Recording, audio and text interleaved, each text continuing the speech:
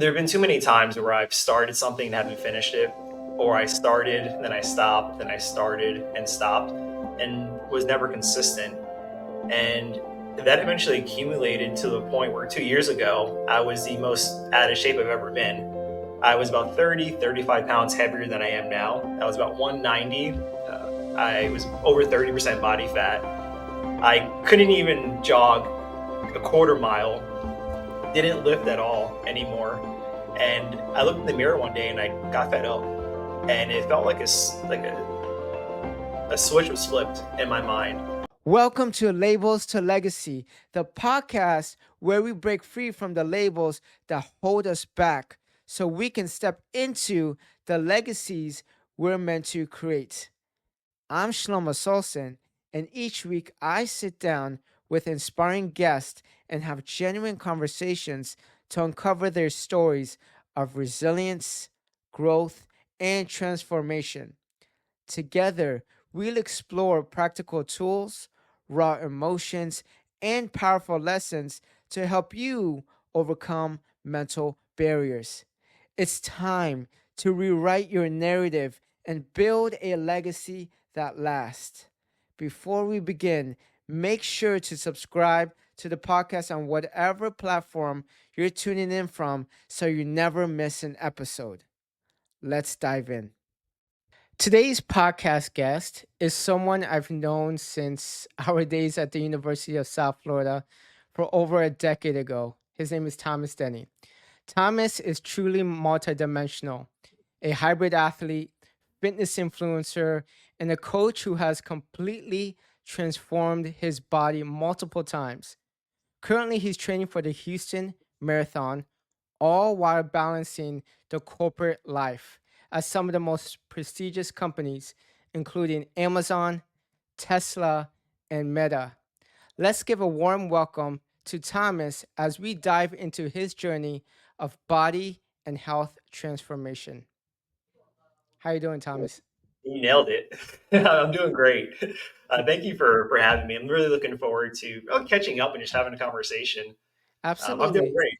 Yeah, I mean, we've known each other for how long? Since 2011 or so. I know Let's we not age didn't ourselves. really talk too much in undergrad, but I think both of us are so ambitious and have these big goals in life. I think we connected after we graduated. I'm seeing you on your fitness journey. You're seeing me on my speaking journey. So, it's good to catch up. It really is. And yeah, when you started your whole speaking journey, I loved following along and watching all the different speeches you gave to the schools. I was following along when you released your first book, and it was really awesome to see. So I just want to commend you for that because I know that it's not an easy journey at all. Yeah, I mean, I'm sure the entrepreneurship journey. It's tough. It has a lot of highs and lows. Sometimes you're putting yourself out there so much, and you're wondering who is really watching your content. And Mhm. there's been times where I felt discouraged, and just by looking at the follower count. But anytime I meet someone or see someone, they said, "Oh, I've read your book. It's really helped me. I've taken notes, and it's really good to hear." I'm sure you feel the same way, right? Oh, without a doubt. Because it's so easy to get caught into that comparison trap to where, hey, I'm doing all this work, I'm trying to give value. Why am I not getting any followers, or who's really doing this, Yeah. or what am I doing this for? It's something that I think we face daily. So I know what you mean. And recently, I think last week or 2 weeks ago, I told you you were probably one of the main motivators. I think I have like 3 or 4 guys I follow and are friends with who run and who work out a lot religiously, and you're one of the people who kind of from a distance pushed me to get back into running full time. So I appreciate it. No, no, thank you for letting me know. Because again, when I post my daily stories, I always Uh-huh. wonder who's actually looking at this. Because when I started doing it, it was really for accountability for myself. hmm Because I put it out there that, hey, I have X, Y, and Z goal. Here's my system to hold myself accountable. But then it morphed into really people reaching out saying, hey, I love watching what you do. And really that's been motivating because even though I don't really use it for accountability for myself anymore, hmm if I can have one person start their journey, then it's worth it. Yeah. And I told you I think I shed 5 or 6 minutes, or no, 7 minutes in the last year from my 5K. which is awesome. And for anyone that doesn't know, that's hard to do. Yeah. That is amazing progress. But let's get into you. I want to talk about you. Yeah, Before we go into talk about your health transformation, I just want to learn more about you. We know that you're ambitious and motivated, but aside from your ambition, who is Thomas? it's a good question. I would say it's hard to really put any labels on who I am because who I am has changed from when we first met back in college versus post college starting my career to who I am now. Even who I am now compared to who I was 2 years ago when I started this journey, completely different. So when I think about who I am, I pride myself in just being a learning machine and being adaptable. Because I understand that if I get too caught up in any one identity, yes, that can help me learn the habits and traits needed to learn a skill.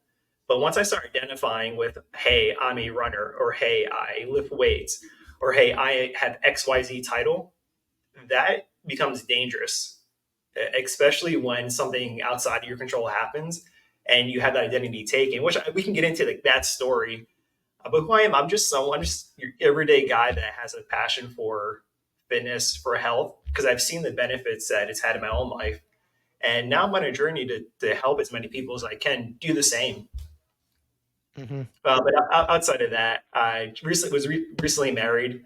My long Congrats. term, thank you, thank you. My long term girlfriend of 7 years. We got married this past August, and also have a 3-year-old French bulldog named Brew. So that's Nice. what I'm doing, just working, exercising, hanging out with my wife or the dog.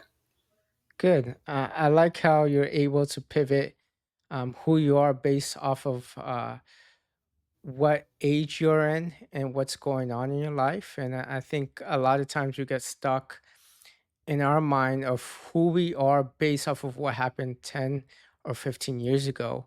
What's been inspiring you this whole time? Because I know when you're in college, Mhm. I know you were fit, but I feel like you're a lot more fit now than you were back in college. And I think the same goes to me as well. Yeah, I could be wrong, but what inspires you? That constant improvement, Yeah. and I don't want I don't want to get to the end of my life and have a feeling that I could have done more. And there have been too many times where I've started something and haven't finished it, or I started, then I stopped, then I started and stopped, and was never consistent. And that eventually accumulated to the point where 2 years ago, I was the most out of shape I've ever been. I was about 35 pounds heavier than I am now. I was about 190. I was over 30% body fat. I couldn't even jog a quarter mile, didn't lift at all anymore. And I looked in the mirror one day and I got fed up. And it felt like a switch was flipped in my mind to where I had enough. And there's a saying that nothing changes unless nothing changes. And you have to get sick and tired of being sick and tired. That's really how I felt. I just got sick and tired of what I saw in the mirror. So what I did was I actually took a progress photo of where I was currently at, and I taped it to my bathroom mirror. And to this day, it's still there. And every day I look at that picture, and I'm proud of that person for making that first decision, that first step to become a healthier person. And I just know every day I want to put a little more distance between who I currently am and who I was. And not in a self deprecating, negative type of way, but just doing it because I'm falling at a point to where I feel like I'm proud of myself. And now what motivates me and what inspires me is I just feel so good that, and I know if I stop and if I'm not as consistent, uh, I'm not going to have those feelings. I may not have those feelings anymore. Hmm. So really, that's what it is. Just putting a little more distance between who I was and who I want to be. Hmm. Yeah, I saw that photo. I remember you posted it. Was it last year or a year and a half ago? You posted the before and after picture. I think they're a matter of 9 or 10 months apart, and the results were extraordinary. Like, you look like a completely different person. I'm sure you feel like a completely different person. Yeah. But that picture on the left, the before picture, tell Hmm. us a little bit more about who that person was and what led up to you being that person. And what was that switch that kind of changed everything?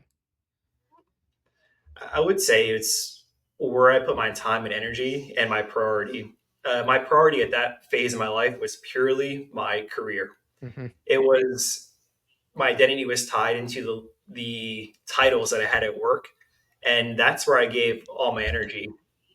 And I'm talking about 100% of my time and energy went to that. 60, 70, 80 hour weeks was the norm for years and years and years. So I just never dedicated, I never invested that time into my own health. I always had this thought that, oh, I'll get to it later. I want to focus on career right now. And that version of myself, I'm proud of for the work that I put in, but I was very insecure. And my ego is very fragile because I got my sense of self worth from my just purely from my career and my job and how many people reported to me or my title. And really, what led to that change was I went to I remember this was October, I want to say 22. I went to the doctor for the first time in years and I got blood work done. And at the time, I think I was 28 or 29. And I had high cholesterol, high blood pressure, uh, blood lipids were high, testosterone was low. I was a complete wreck. Hmm. Metabolically and blood work, it was a complete wreck. And I also felt it. I felt very tired, felt fatigued, not a lot of motivation, not a lot of inspiration. And it was really at that point where I started to realize I need to make a change. And I was also getting fed up with my job at the time. So I actually, it's funny enough, I actually wrote my 2 weeks notice out because I was going to put in my 2 weeks and then figure it out from there. Uh, Lo and behold, the next week I get called into my manager's office with HR, and they had a very similar idea that I had. So we had a conversation, and then I parted ways with that company. So then I was without a job. It was October, no, November. I remember November 11th. It was a Friday. It was November 11th, 2022 at 4 p.m. is when I had that conversation that really changed everything because that was the first time in my entire adult life that I had no career responsibility. It was the first time that I was able to take a step back and breathe and figure out which direction did I want to go.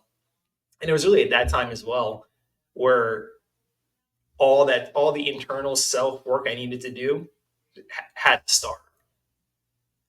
So in terms of when the flip switched, that was the catalyst for the transformation.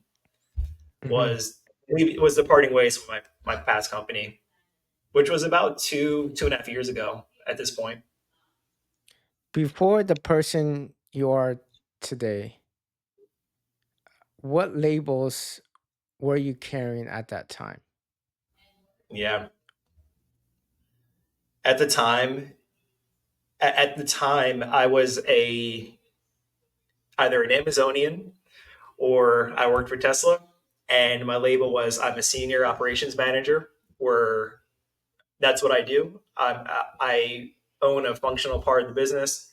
I have 1,500 people reporting to me, and I was 26 at the time, so I thought I thought I was a big deal, and that's what I was. Everything I did, every decision I made was for that, to where I sacrificed my health, my sleep, my relationships, my friendships, everything for the sake of that label and career growth and money. And really, that was about my only title. Yes, I was also at the time a boyfriend, a son, a brother, but those titles didn't hold as much weight to me versus my job title. You know, what you're saying is relatable uh, to me, as well as I'm sure a lot of people who are very career oriented. It's been about a couple years since I got paid to speak. I've probably I had this goal and vision to speak for about 8 or 10 years. And then for the past 2.5 years, I really haven't given any speaking engagements. And so during that period, I know what you're saying because I labeled myself as a speaker, just like you labeled yourself as someone with these high career aspirations. And many Mhm. times, a lot of us who are very career driven, they tend to label themselves or put all of their self worth based off of the accomplishments and success and failures of their job. Mhm. But it's true. We're more than just career individuals. We are a son, a daughter, a sister, a brother, kind, passionate, caring. Those are all traits that we can also add on to being career motivated. Hey, you know what I will say to that as well is I think labels can be powerful Hmm. if you're attached to them. For example, if you're trying to make a change in your life where you want to become a healthier person, or if you want to become a morning person, if you tell yourself, hey, I'm a morning person, or I want to be a healthier individual, that label can help you take on those new traits. Hmm. But I think the danger is when you become attached to that and you identify 100% with a label and you're not able to use it for what it's worth and discard it when it no longer serves you, which is a lesson I think we all learned the hard way, is how do we take a label that once served us and discard it for something new? Absolutely. That when you were going through your body transformation, was it 75 hard that you first started doing, or did you do 75 hard after you started exercising? Yeah. So it was actually for this time. This is my second Hmm. time doing 75 hard. The The first first time I time did was it, when? oh, this was I think back in 2018 or 2019 Hmm. is when I was living in Miami at the time, right during the pandemic. That's when I did it the first time. But going through it the second time, I recently was let go from my role. I had nothing but time. I felt very, I felt very depressed to where it was very hard for me to get out of bed. And my now wife, she encouraged me to where, hey, you just need to get out of bed, take a shower. Let's just start there. So I was in a really low point mentally and physically, and I knew if I wanted to change, I needed to do something. And I remember doing 75 hard back in 2019 or 2020, and I knew that's exactly what I needed just to kickstart this journey and get back on track. So that's when I decided to do it and decided to share the journey with everyone by posting both workouts every single day. Like I said earlier, one, to hold me accountable, but two, hopefully inspire someone to start if they were considering it. So that 75 hard really is what kicked off this journey. Hmm. And what is 75 hard? Is it two? I know two exercises a day, one outdoor, one indoor, Yeah. 45 minutes each. You stick to a diet. Hmm. What else? 10 Yeah. pages you're reading every day. So 75 hard is really, yes, it has the physical aspect to it. Mm-hmm. And by nature of you doing the program, you'll have a physical transformation. But it's really a mental program, a mental toughness program, because each item that is in the program is relatively simple to do, but it's the mental, really fortitude and discipline you need to do those items without fail for 75 days in a row. That's the tough part. That skill is showing up. Uh, but the actual task in the program are, you're correct, two workouts a day, both 45 minutes. One needs to be outdoors. So whether it's raining, snowing, whatever it is, one workout has to be outdoors. The second one can be outdoors or it can be indoors, but both has to be 45 minutes. You need to follow a nutrition plan that of your choice. So if you're trying to bulk, if you're trying to lose fat, whatever it may be, it's a nutrition program for your goal. No alcohol or cheat meals. You need to read 10 pages of a self development book, drink a gallon of water, and take a progress photo every day. And I believe that's all of it. But again, each one of those things by themselves is really simple to do, but doing all of them every day for 2.5 months, that's where it gets tough. How were you able to maintain that? Did you go out and eat with any of your friends or go on Mhm. dates? Oh What yeah, diet every plan did you follow? yes, every Friday night is date night for my wife and I. So some things I did to just plan for it was pre-select where we were going to go and take a look at the menu, Hmm. and then I would know going into the restaurant what I was going to eat that fit along with my plan. But the actual plan that I followed is very simple. I'm not a big believer in taking anything necessarily out of your diet. I don't believe in cutting carbs or cutting fat or any of that. It needs to be sensible, mainly whole food diet of things that you enjoy that you can eat sustainably for ideally for the rest of your life. So I tried to stay away from ultra processed food, but if I wanted it and it fit within my diet, that's completely okay. I think we people tend to become very Over. passionate in their beliefs about what's healthy and what's not, and what's nutrition and what's not.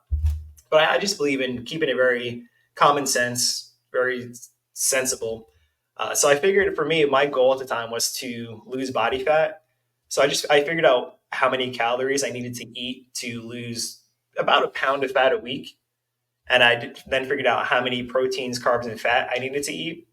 And then from there, I just used my fitness pal on a scale, and every day just tracked my food. And I also tracked my weight daily along with the progress photos.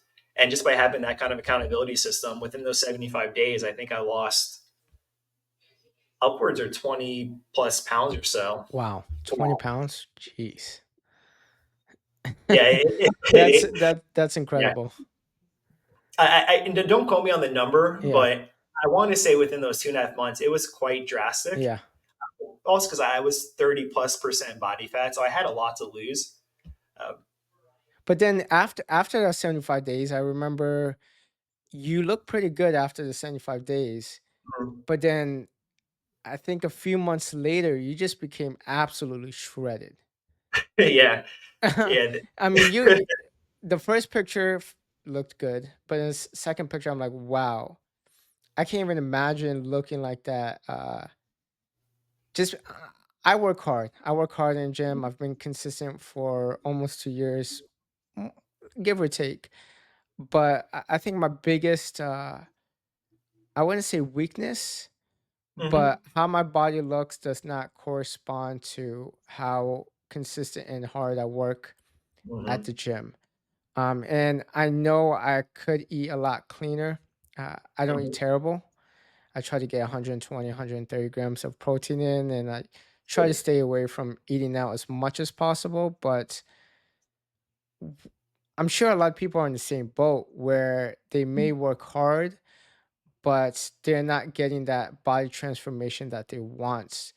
Hmm. What are some good websites to look at as far as how many calories in, how many calories Yeah, out, how much protein, how many carbs, fat? I remember you shared with me in the past, but what are some of those tips? definitely. So first place to start in terms of making a body Hmm. transformation, whether again you want to lose fat, gain muscle, one is determining your maintenance calories. Basically, what that is the amount of calories you burn at rest. So if you laid in bed all day and really didn't do anything, how many calories would that be for you?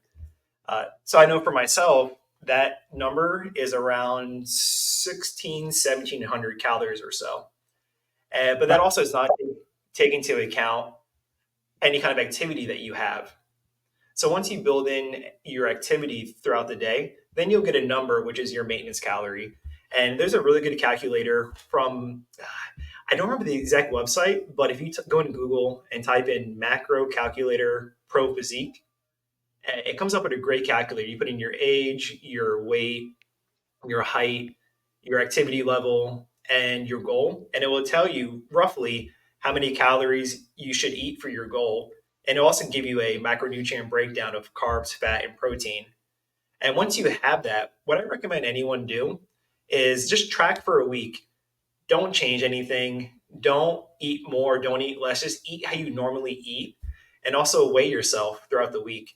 And if you track your diet for a week, you know how many calories you're eating, and you also have your weight for a week, you can then fine tune it a little more to determine, okay, this is what my actual maintenance calories, this is the ballpark range that it's in, because you're never going to get it 100%, because all Mm-hmm. these calculators are based on best guesses algorithms or formulas. So you're never going to get it spot on. But if you track for a week, you'll know if you're in the right ballpark or not. And once you do that, you can then determine, okay, let's say your weight stayed the exact same. Perfect. All you have to do is determine how much of a deficit you want to be in. And I don't recommend really anything more than 500 calories or so per day, because we want to think long term and for sustainability. And if you are in a 500 calorie deficit per day over a week time period, you'll lose approximately 1 pound of fat, because 1 pound of fat has approximately 3,500 calories. And if you do that week over week over week over week, you'll get to your goal. It's just the staying consistent to it is the tough part. So to the question about what are some good tools for determining your calories, you can go to Google, type in TDEE, Total Daily Energy Expenditure Calculator, or BMR calculator, and really anything that comes up will be a good place to start. And for tracking calories, I've been using MyFitnessPal for years, but there are plenty of other apps like MyFitnessPal that you can use. And a lot of them now have this feature to where you can scan the QR code of whatever you're eating and log it automatically. Mm-hmm. And then from there, also get a food scale, which helps. And I would say also be careful with a food scale, because it's not something I recommend people do over the long term, because we don't want to become so neurotic about our food. But if you've never tracked before, I think it's a good exercise to learn what a portion size is, to learn how much you're actually eating.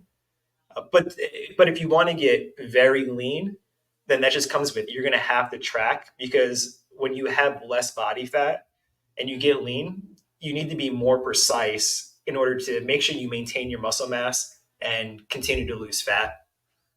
Mm-hmm. And what about for workouts? Yeah, so really it's really whatever you enjoy. Yes, there are, you can look in the science and find out what the most optimal program is, but really the most optimal program for you is the one you're going to stick to.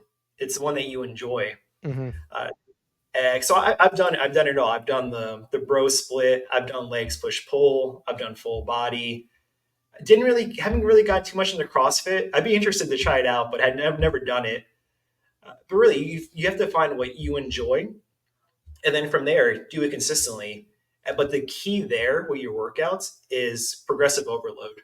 Whatever you do in your first week, you want to track, so then next week you can look back on it and you can do maybe another set. One, you can do some more reps, a little bit more weight, but you want to make constant progress.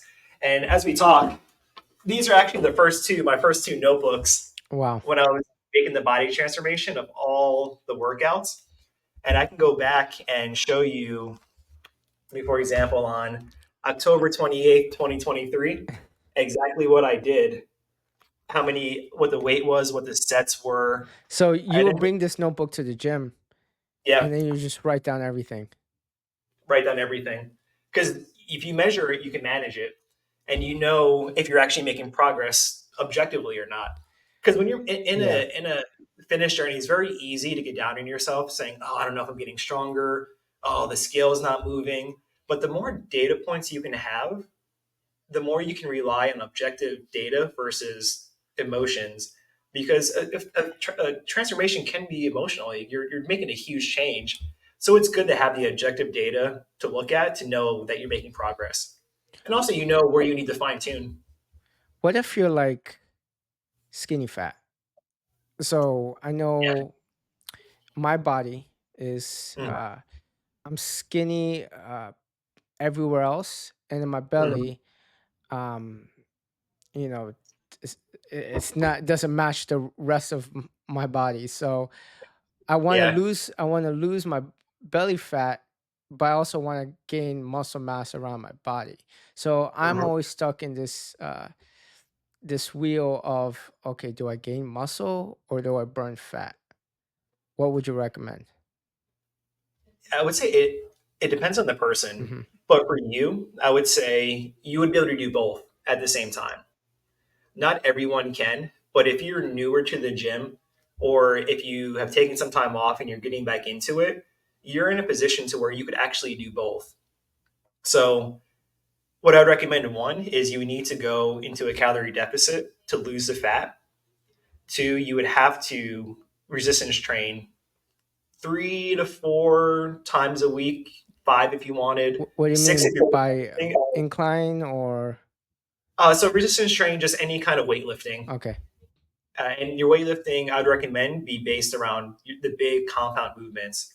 So bench press, it can be incline, it can be flat, military shoulder press, a deadlift if you can do it safely, squats if you can do it safely, push ups, dips, pull ups, and then some accessory work. And Okay. the reason you want to focus on the compound movements, you use the most muscle and you'll build the most muscle and strength doing compound movements. Uh, of course, you can throw in the biceps, you throw in the triceps, that's important too, but main focus on the compound movements. And then you want to do it progressively. Make sure you're getting stronger week over week, and then third point is ensure you're getting enough protein. So whatever your goal is, let's say you're 180, and let's say you want to get down to 150. I would recommend you eat 150 grams of protein per day.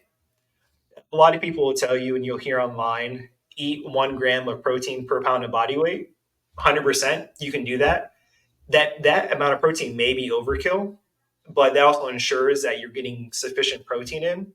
And then protein will help keep you full when you're in a deficit. It will help you retain that help you retain and build that lean mass that you're building.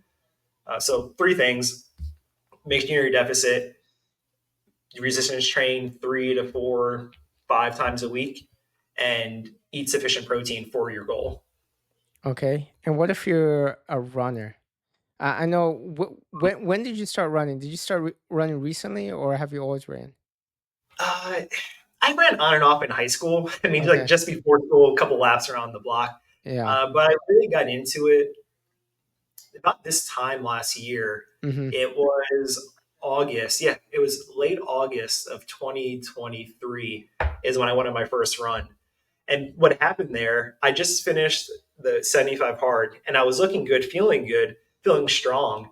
But I was going on a walk outside and Out of breath. there's, oh man, there was like a CVS like 2 blocks down the road. I'm like, you know what? I'm gonna go jog to that CVS. I jogged to the CVS and I was out of breath. It was so bad. But I get back home and I go to my now wife. I tell her, I say, Jenny, I'm gonna do a marathon in 6 months. She's like, what? I'm like, yeah, I just tried to run and I suck at this. I'm signing up for a marathon. So from that date, 3 months later, ran my first half marathon, and then 3 months from that, ran the Austin Marathon this past February. What was your time?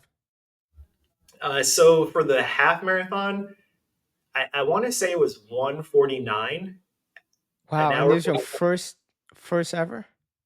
First ever. Yeah, it was basically Jeez. what I did was it was 3 months of running. I just went online. I think I went to marathonhandbook.com. I looked up a beginner half marathon plan, and it was 0 to half marathon in 3 months. So I did that. And then from there, I did another 3 months to get ready for the full. And my full marathon was a 3:43 after 6 months. 343. Jeez. Yeah. I think that's under 9 minutes a mile. That's around Yeah. 850 ish a mile, I think, or 840 ish. Eight. I'm not sure if you can Uh, see it, but I have there was 8:31 a mile. 831. Yep. Wow. That's insane. Yeah, I For was I the was really proud because I was not a runner and Yeah. I just wanted to try it out. So And yeah, I know, like, throughout my life, I've been running for the past 20 years on and off. And I ran in high school religiously. And they would always say, runners are always skinny. But lately, in the last few years, I've been seeing a lot of hybrid athletes, people who mhm. are running super ripped. How are you able to maintain that level of muscle, but still running half marathons and marathons? Uh, I'll preface it. It's hard. Yeah. It's very hard. But I think what helps is that I started with a base of muscle and strength training versus starting as a runner. Hmm. Because I already have had a sufficient amount of muscle built up that I knew that if I ate a certain amount of calories and had sufficient protein, that I would hold on to as much muscle as possible. But and at the same time, I now that I do both, I have different focuses wherever season I'm in. Hmm. For example, right now I'm in more of an endurance based season. So I'm running 5, 6 times a week and I'm lifting 3 times, 4 times if I'm feeling pretty good. But I've cut down the amount of strength training that I'm doing versus running. Which is still pretty good. 3 or 4 times a week. Yeah, 3 or 4 Yeah. times a week, but they're full Yeah. body workouts. I'll do maybe one chest, one back, one leg. I'll just do enough to maintain what I have versus trying to actively build muscle. And then when I come out of this cycle, out of this endurance cycle, I'll bump that back up to 4 or 5 times a week, bring running down to maybe 4 times a week. And I found just understanding what season you're in and not trying to do too much is how I can manage both. Hmm. But the key to this is nutrition and recovery. Because if you're going to do both, if you're going to try to maintain your muscle mass and run, you need to eat to fuel your performance, and you also need to recover. You need to sleep. As You far need as to sleep. as far as carbs goes, I've heard different things. I just interviewed someone who does ultra marathons. He runs over 200 miles for a race. Wow. And he tells me, as far as carbs go, the only carbs he would typically have is just fruits. Everything Okay. else is meat based. Um, no preservatives in foods, just like you said. No ultra processed foods. So the carbs he gets, he feels from fruits. Hmm. When I used to run for a lot, I used to run a lot more. I used to eat a lot of pasta and rice, and that Yeah. was my source of carbs and energy. What is your mentality on that? Yeah. I like to keep it very sensible. Yeah, If I'm having a craving for something that's more processed, nothing wrong with it. yeah, Because I don't look at food as good or bad. yeah. I look at it for what's the intent, what's the purpose. Hmm. Sometimes it's for performance. Other times it's because hey, I want a cookie or ice cream. Yeah. It's completely okay. Um, my view on it is carbs are your body's preferred source of fuel. Hmm. So if you're going to go out there and run well and fast and hard, you need to fuel that. Yes, your body, depending on the intensity, yes, your body will burn a combination of both fats and carbs. But as your workouts get more and more intense, you're going to pull from those carb stores that are in your body.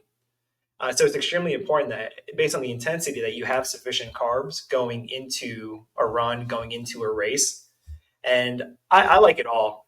I do like fruit, but like pre-run, I'll do a banana if it's a shorter 45-minute run or less, or if it's a harder workout. If I'm going on the track, about an hour and a half, an hour beforehand, I'll aim to get anywhere from 60 to 100 grams of carbs pre-workout, and then I'll aim to do the same post-workout to replenish the carbs that I burned throughout that exercise. Hmm. But like you, love pasta, love rice, fruit. Sourdough bread has been my go-to We lately. used to go to Bagel. Cece's Pizza. This was Oh, okay. this was back in, I think, 2007, 2008. And the day before, we used to just go to the buffets, and back then it was 4.99. And so I would tear that place up. I'm I'm talking sure. about 15 slices of pizza. And if you saw me back then, I was about 40 pounds lighter, and I can eat like a machine because I would run so much. How much are you running back then? Well, back then, I mean, 5 days a week. Um, at practice every day after school. It was hot, 3 p.m., scorching hot. That would be our practice. And then Were you summer cross times was we would stack up on miles. So I would be doing anywhere from 5 to 10 miles a day. Sometimes during speed workouts, a little bit less. Was that for cross country? I did cross country, yeah, and track was shorter. Track was focused more on speed.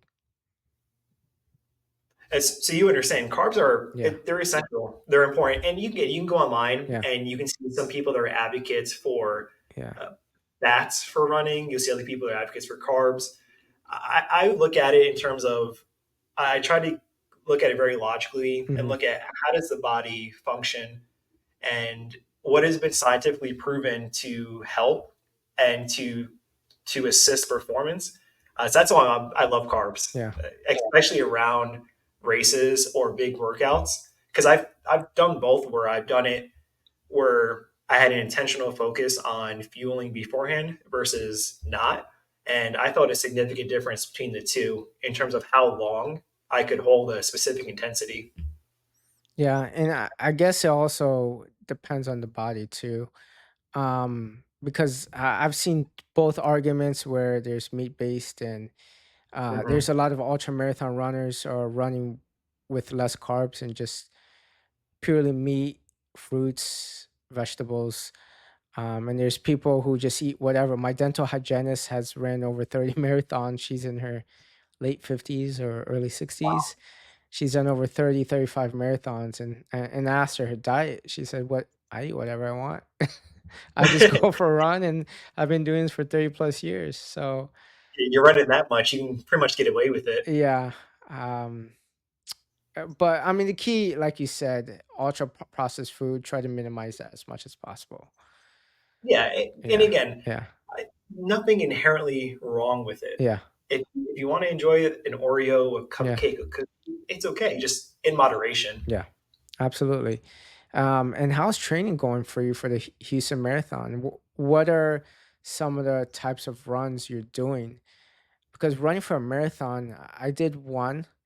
I didn't do too well because I got injured. But it's dedication, a lot of dedication, a lot of. I'm not sure if you run at nighttime or in the morning. I used to run at night a lot. So, what are some of the workouts you're doing? Yeah. First, I just want to say you did a great job. You finished it, which is extremely tough to do. And no matter what your time was, you still covered the distance. So good job, I don't great know. job with. Sometimes I look back, I'm like, ah, man, I should have got a better time. But Well, that's why you and I have to go do one together. I do. I saw the New York City Marathon recently. That just happened. I mean, by the time I air this, it'll probably be a couple months. But man, that motivated me. That motivated me to okay, maybe I do need to run another marathon. Well, when you do, let me know. We'll train together. Let's do it. But to answer your question, what kind of runs that I do? So right now, I'm running 6 times a week, and I basically have 1 to 2 workouts a week. And what I mean by workouts, they're tougher workouts. They're faster pace, higher intensity. So they could be anywhere from a tempo run, which would be a quicker pace that's more sustained from 5, 6, 7, 8 miles at that more moderate sustained pace, or I'll do intervals on the track.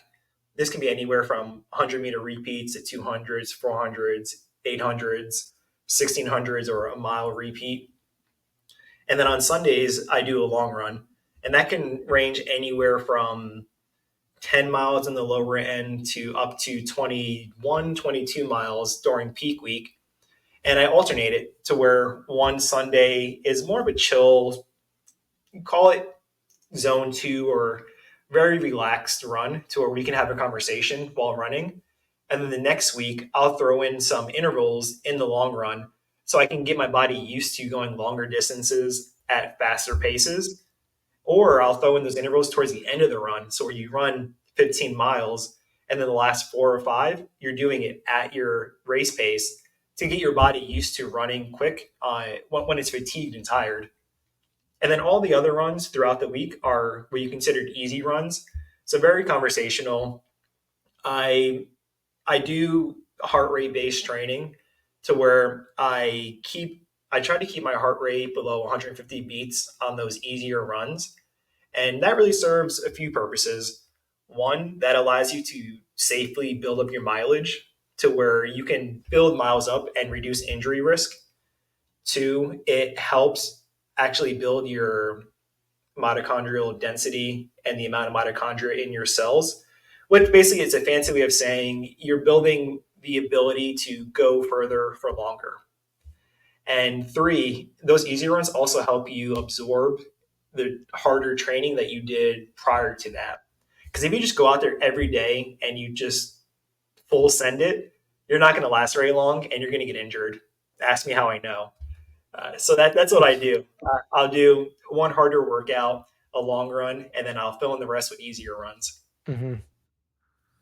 And as far as,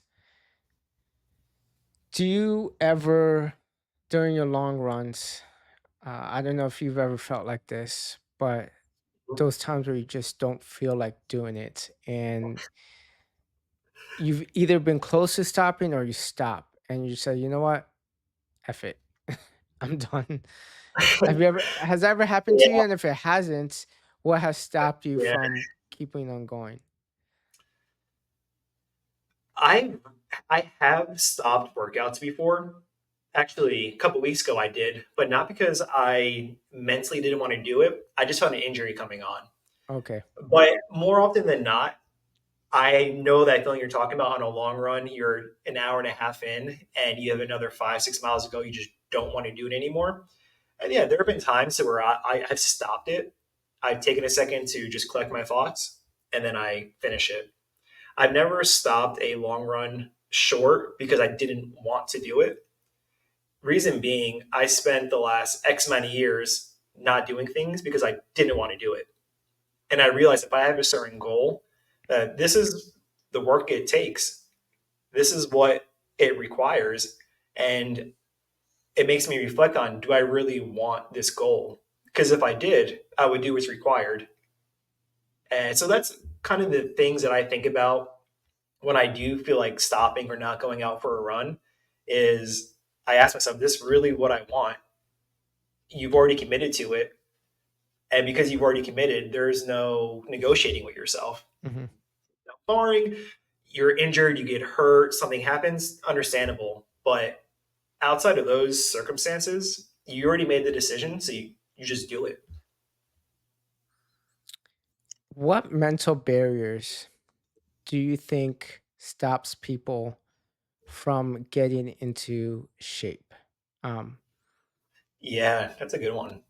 because I mean, we've both been there where we haven't been ourselves. For you, you said you were 30 or 35 pounds heavier. Mhm. For me, I'm the opposite. I lose a lot of weight when I'm going through a tough time and I'm not exercising.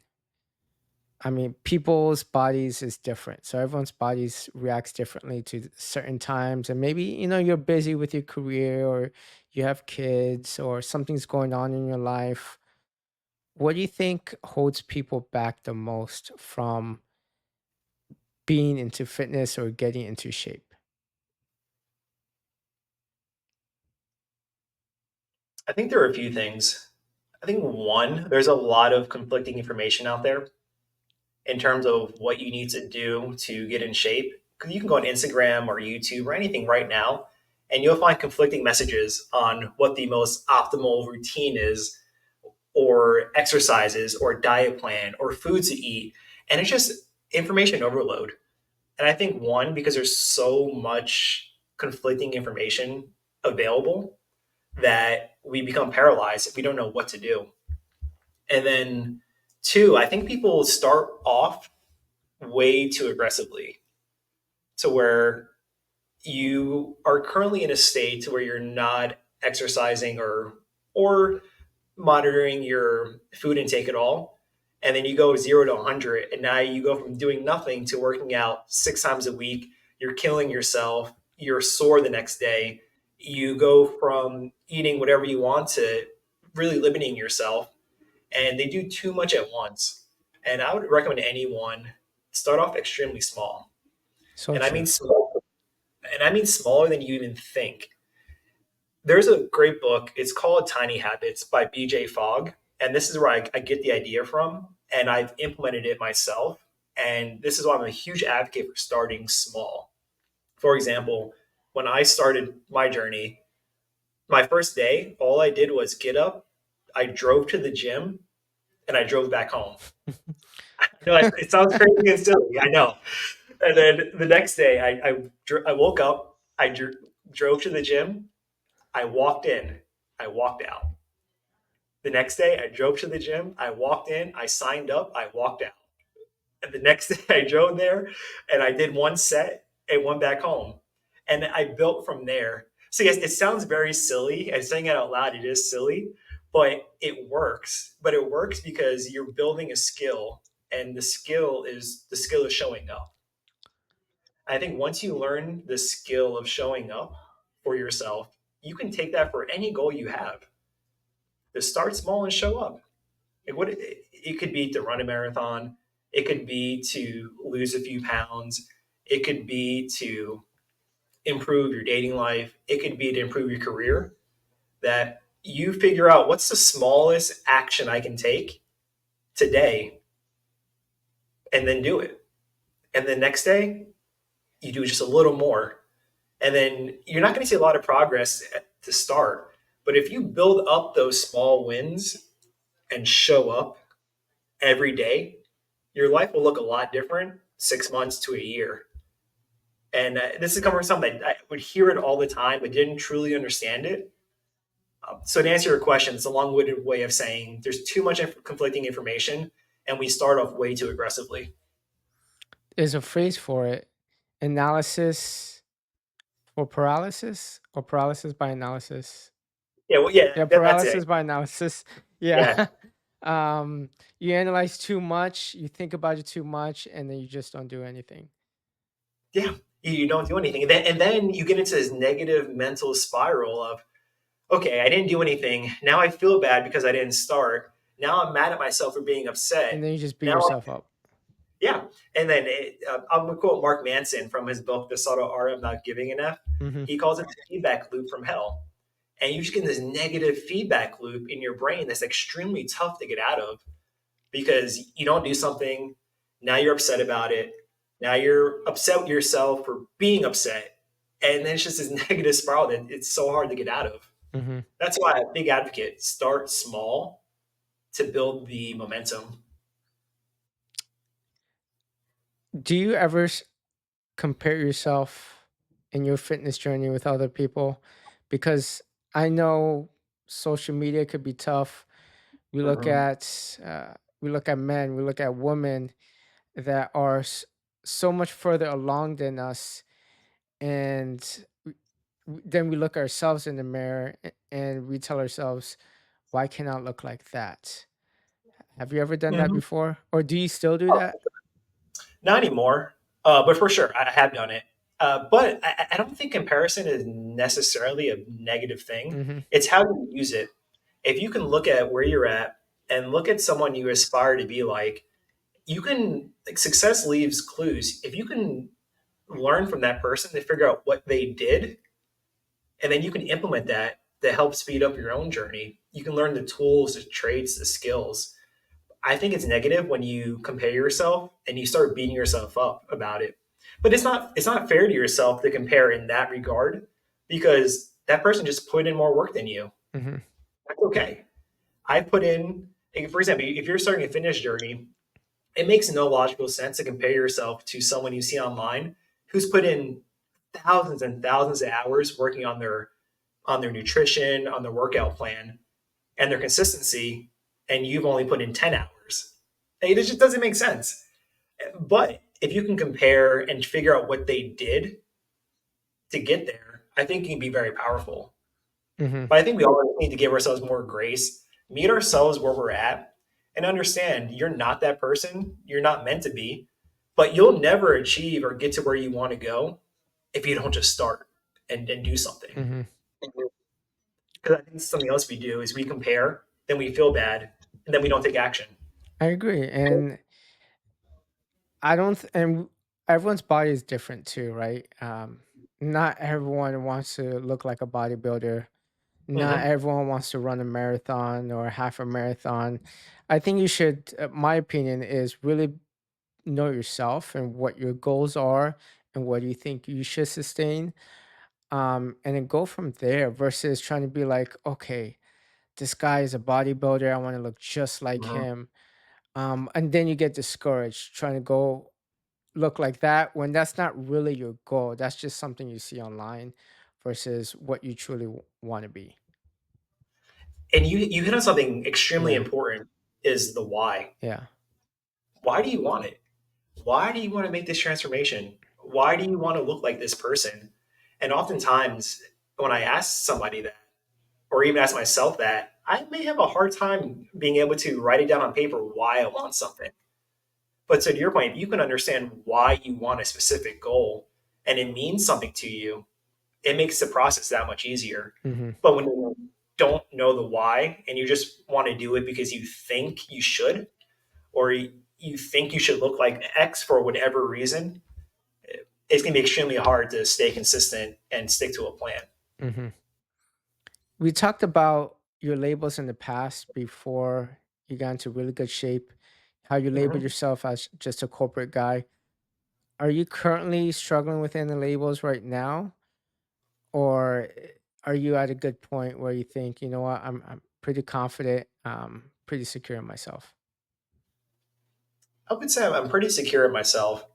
I think the only one I'm not struggling with it, but it's a new label of husband. Mm, I'm learning how to go through that transition from being the boyfriend to a fiance to a husband, and that's the most recent one. So I am learning that and what that means and what being a good husband and partner means for myself and my wife. But outside of that, I feel like I'm doing much better and much more secure in the labels that I have versus where I was 2 years ago when my sole identity was this corporate guy. hmm. And I'm sure you're crushing it as a husband. And if you're not, I'm sure you'll get there. Yeah, Um, yeah, small things. Right? I try to do small things every day to get a little yeah. better. And one last question. Yeah. What type of legacy do you want to leave behind?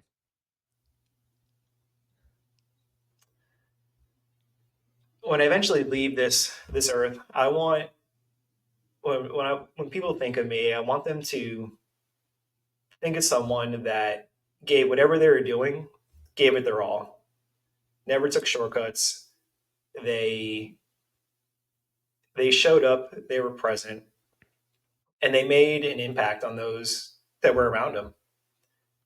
That this person was able to take the lessons that they learned in life and try to impart that on the people that were around them to make everyone around them better. Hmm. Really, that's what I want. So whether that's 10 people, 100, it doesn't matter to me. It's really just about being someone that gives everything their all and hopefully inspires the next person to do the same. I love that answer.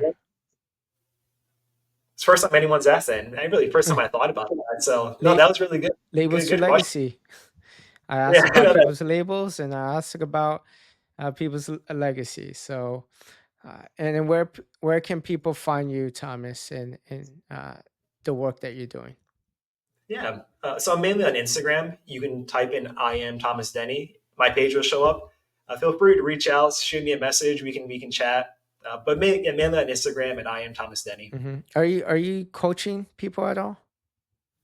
So I have started. Hmm. It's not nothing is official yet, but I have started. I've taken on currently 4 people that I'm helping them through their own transformations right now. So Okay, I'm learning this. I'm learning the systems. I'm learning how to approach it the best way. So I'm not currently not, but I will have that coming out shortly. awesome. Well, appreciate it, Thomas. And I hope we continue to stay in touch. And I'm really pulling for that marathon in the future together. I have a few people Let me that love know. running, so we can have a big group. You let me know. We'll go for sub 3. I'll start with running the marathon first, and then we'll talk about it. Thank you for tuning in to Labels to Legacy.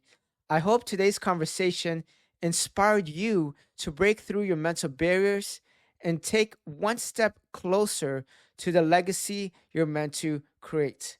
If you enjoyed today's episode, don't forget to subscribe, leave a review, leave a comment, or share it with someone who might need it. I also share short clips and provide a lot of valuable content for you on my Instagram at Shelomo Solson. Have a great rest of the week and see you next Monday.